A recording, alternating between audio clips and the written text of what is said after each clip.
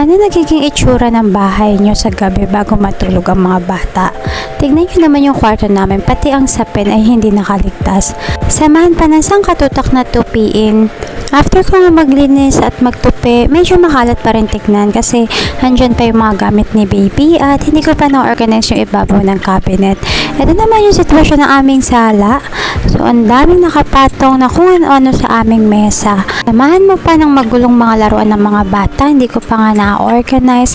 At itong sangkatutak na marumi namin at yung napamili namin kanina.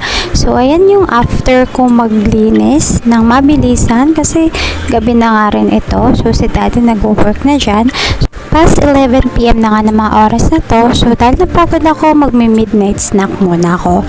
Konti lang yung grocery namin for this month kasi just last February namili na kami ng maramihan. So, bumili akong buttercream at yung croissant.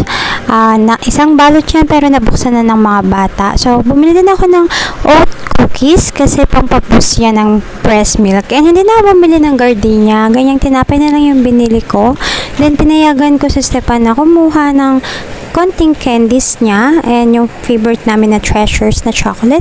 Yan yung peanut na nabili namin. Mura lang yan, 93 pesos. And mayonnaise din, bumili na rin ako.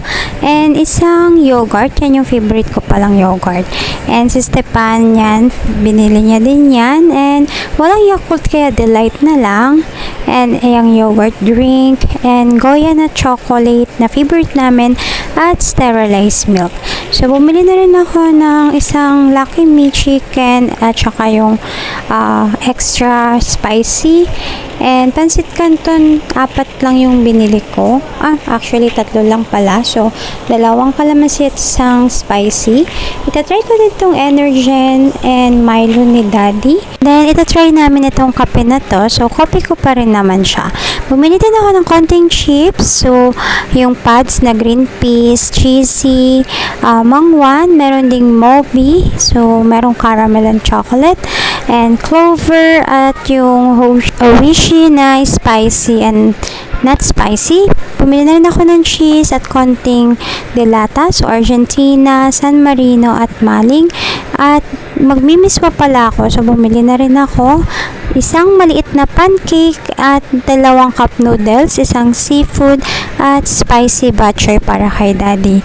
Bumili din si daddy ng mineral, hindi ko alam saan niya gagamitin. Sponge, nagdagdag ako ng vinegar and yung chupon ni Stefan, isang Zonrox and Domex na multi-cleaner kasi magja-general cleaning tayo.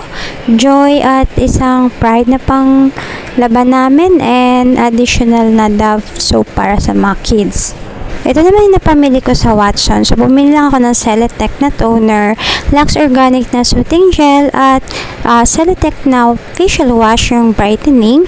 Bumili ako ng Human Nature na sunflower oil. Gagamitin ko yan sa mga area na nag-darker na talaga simula nung nag-3rd trimester ako.